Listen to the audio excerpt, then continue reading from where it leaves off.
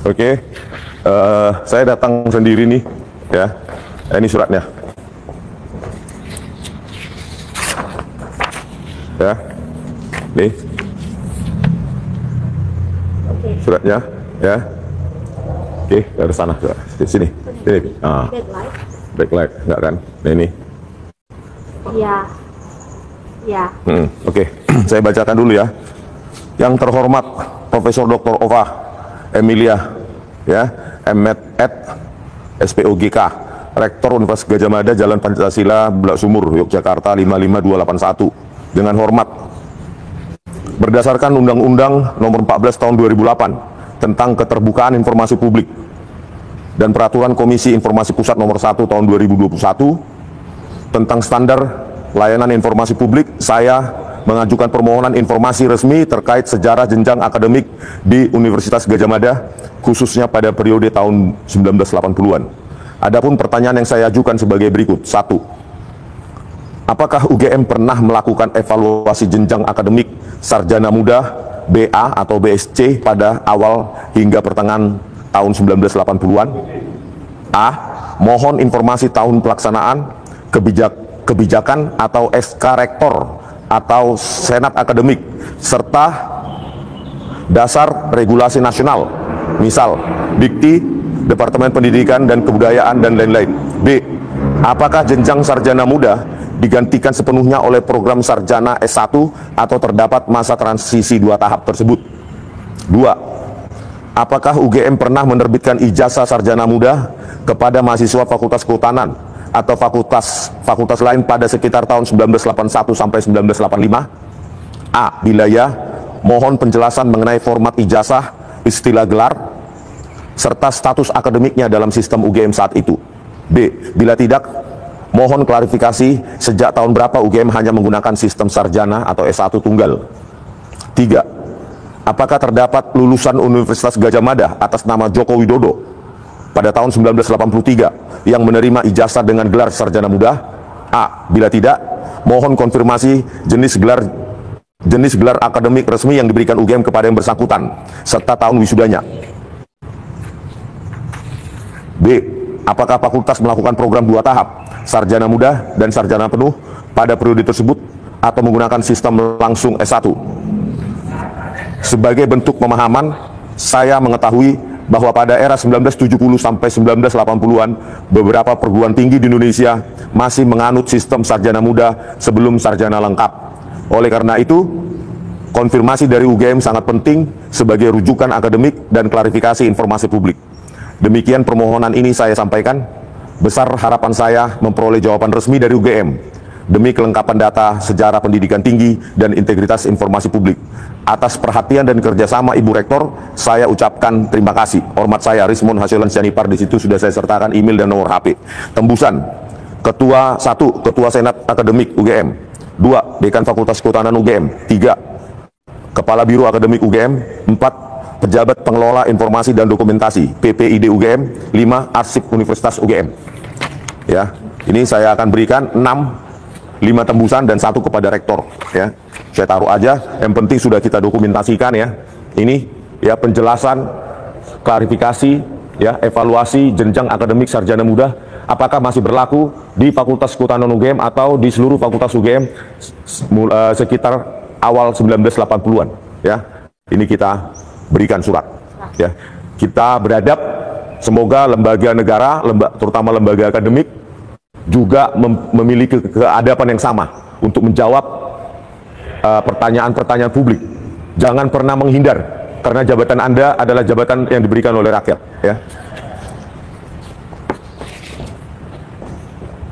Permisi Pak.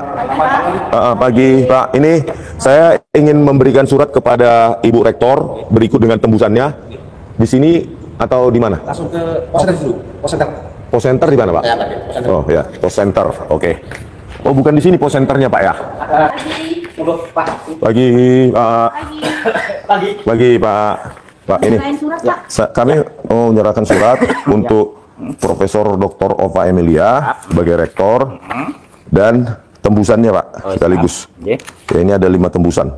Senat, Kehutanan, Biro Akademik Ini pendidikan ya, kalau biro akademik pendidikan ya. Iya, Karena PPID. Karena kalau ini kan sebetulnya direktur.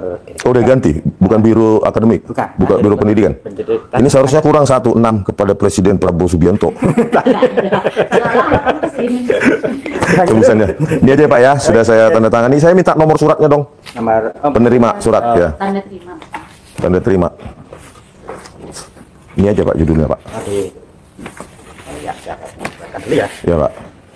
Jadi pemirsa ya, kita Ini bagian apa, Bang? ini bagian tempat memasukkan surat. Nah, sebenarnya bisa lewat email, tapi saya ingin bahwa saya serius gitu loh ya, untuk menanyakan evaluasi jenjang akademik sarjana muda pada tahun segitu. Gitu. Nggak apa-apa, Pak. Oh, enggak, Pak. Waduh, takut banget sih masuk live. Oke ya. Cuman wajah kamu. Kemarin aja di Dikdasmen biasa aja.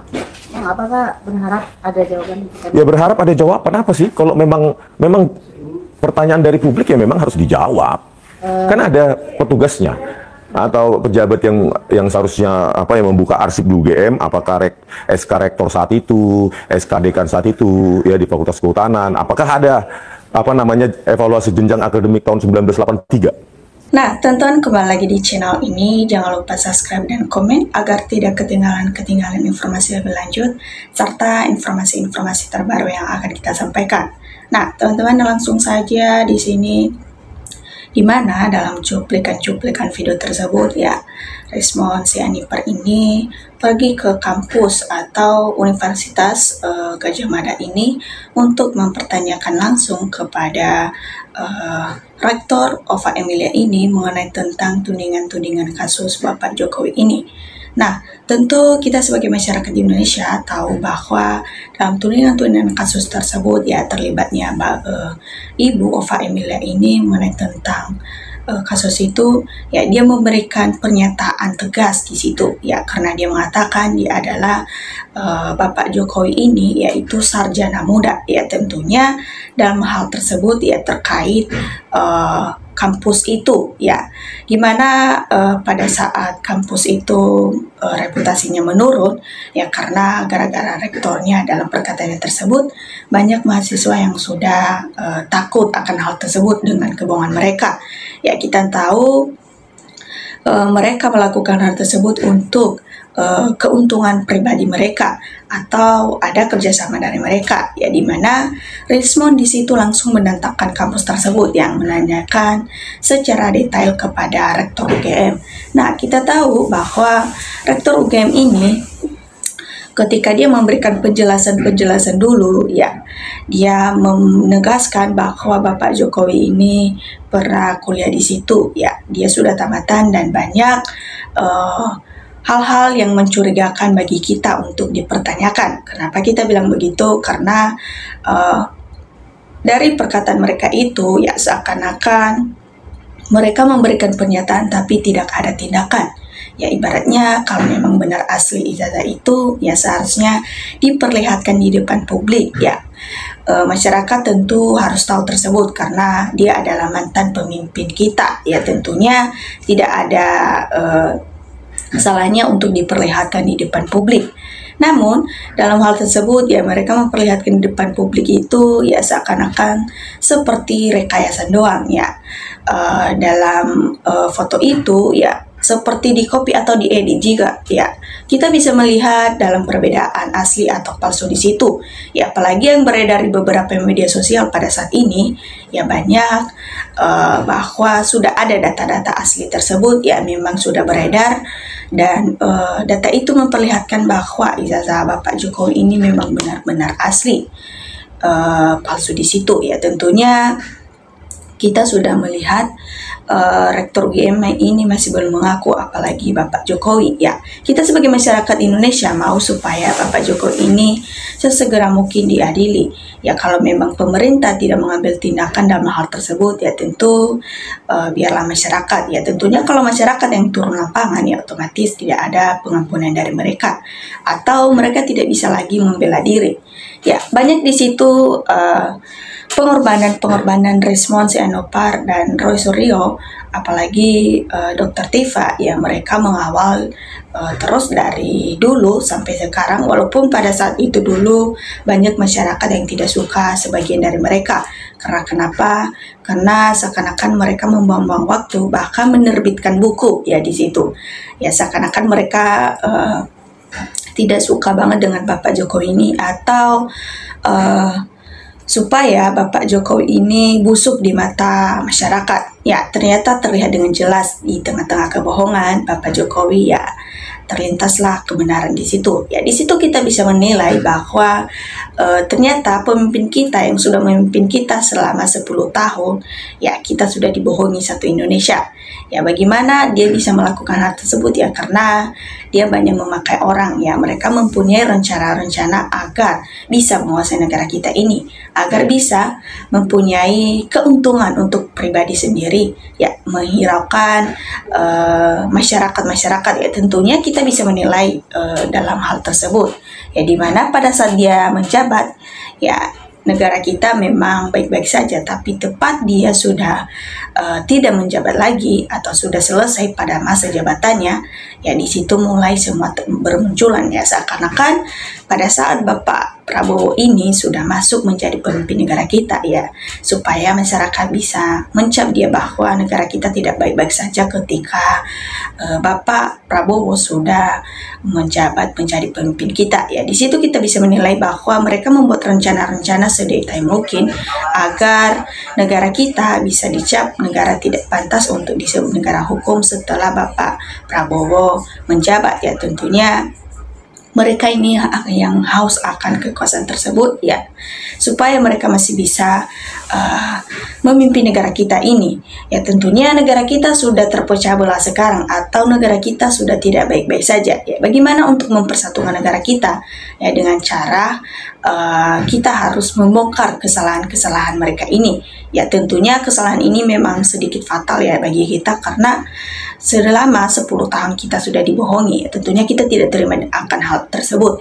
Ya ini yang menjadi pengalaman kita ke depan, supaya kita sebagai penerus-penerus bangsa Indonesia jangan sampai ada hal tersebut. Ya dimana ketika ada pemimpin yang mau mencalonkan diri ke depannya pada tahun 2029, ya tentunya kita harus menilai dari sikap dan segi pengalaman serta dalam berpikir kritis dalam situasi-situasi menangani masalah global di era politik pada saat ini. Ya tentunya kita bisa menilai juga dalam segi pendidikannya, jangan sampai terulang kembali hal-hal seperti begini. Ya kita menjadikan ini sebagai pengalaman ke depannya. Ya banyak juga yang mendukung Bapak Jokowi ini, entah kenapa mereka masih mau membela mati-matian Bapak Jokowi ini, padahal sudah jelas di depan mata bahwasanya ijazahnya ini palsu. Ya tentu kalau memang benar-benar asli, ya tentunya akan dibenarkan juga, dan ketika itu palsu, ya tentunya orang yang membelanya tersebut harus dikenakan sanksi, karena saling membuat beradu mulut dalam hal tersebut. Ya para netizen di media sosial, di beberapa media sosial, ya semakin terpecah belah, di mana salah satu memihak kepada yang satu dan di mana yang satunya berpihak kepada pihaknya. Ya tentunya dalam hal tersebut negara kita semakin tidak baik-baik saja. Nah teman-teman, demikian dari video ini. Coba berikan tanggapannya di kolom komentar. Tanggapan teman-teman sangat berarti supaya kita bisa saling bertukar pikir dalam menyikapi situasi-situasi politik di negara kita ini, terutama politik mengenai tentang Bapak Jokowi ini. Terima kasih teman-teman.